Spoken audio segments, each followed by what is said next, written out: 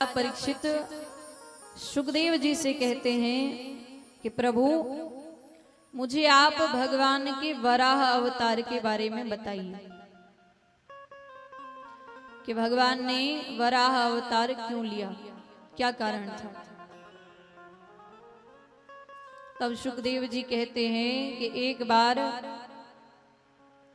कश्यप ऋषि जिनका विवाह दिति के साथ होता है, शाम के समय दिति कश्यप ऋषि के पास संतान की कामना से आती है, पर वो मना कर देते हैं कि ये सही समय नहीं है, आपको हर चीज के लिए समय दिया गया है, शाम के समय में पूजा पाठ करनी चाहिए, ना सोना चाहिए ना भोजन करना चाहिए। क्यों नहीं करना चाहिए?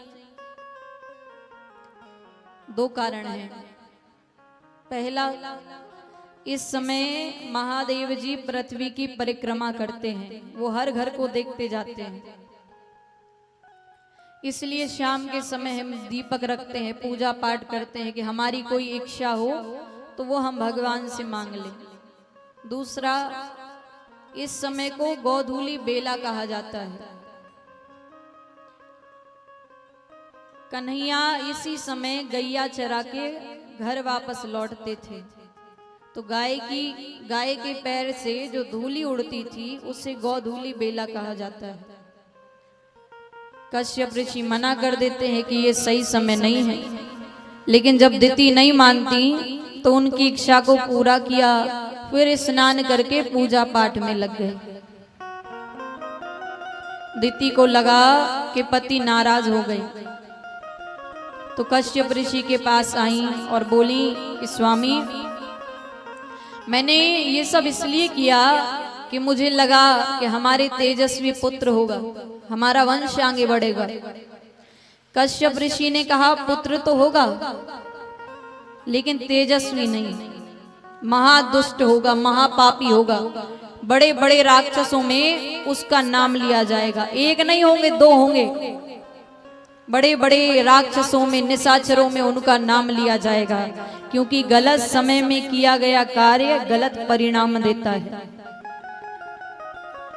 अब कौन माँ चाहेगी कि हमारे ऐसे पुत्र हो। तब तो दिति रोने लगी कि मुझे क्षमा कर दीजिए, मैं नहीं चाहती थी, मैं ऐसा नहीं जानती थी, मुझे क्षमा कर दीजिए। कश्यप ऋषि कहते हैं अब ये तो वापस नहीं लिया जा सकता, पुत्र तो यही होंगे। हाँ, लेकिन क्योंकि आपने अपनी गलती मान ली तो आपके जो पौत्र होगा वो भगवान का परम लाडला होगा, बड़े बड़े भक्तों में उसका नाम लिया जाएगा। कौन? जोड़ सकियो कौन? प्रहलाद जी। आपका जो पौत्र होगा वो भगवान का परम लाडला होगा। ठीक है, अब एक साधारण सी स्त्री जब गर्भवती होती है तो कितने महीने होती है? 9 महीने। लेकिन जब साधारण बालक को जन्म देना हो तब, लेकिन यहाँ दिति के गर्भ में 2 राक्षस पल रहे हैं।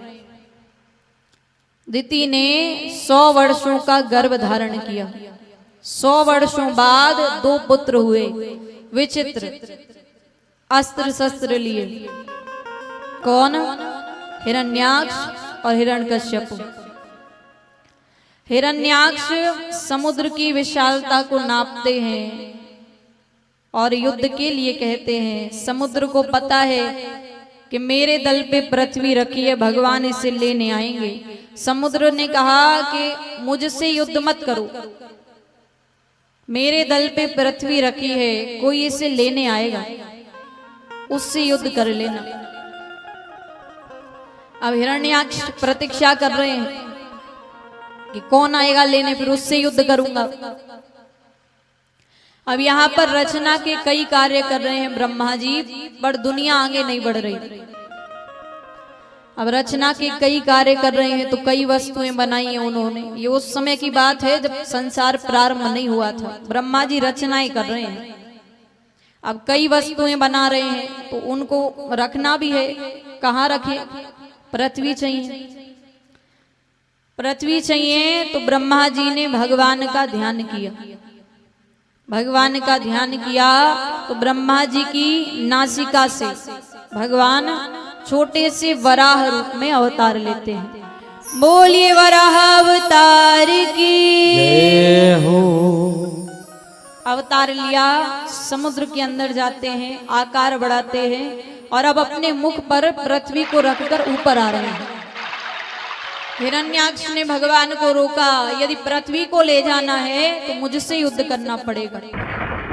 तब भगवान ने हिरण्याक्ष से युद्ध किया, हिरण्याक्ष का वध किया और भगवान पृथ्वी को समुद्र दल से ऊपर लेकर आए। बोलिए कृष्ण कन्हैया लाल की जय हो। अब ये तो पृथ्वी भगवान लेकर आ गए, लेकिन अब ब्रह्मा जी पृथ्वी भी आ गई, रचनाओं के कार्य कर रहे हैं।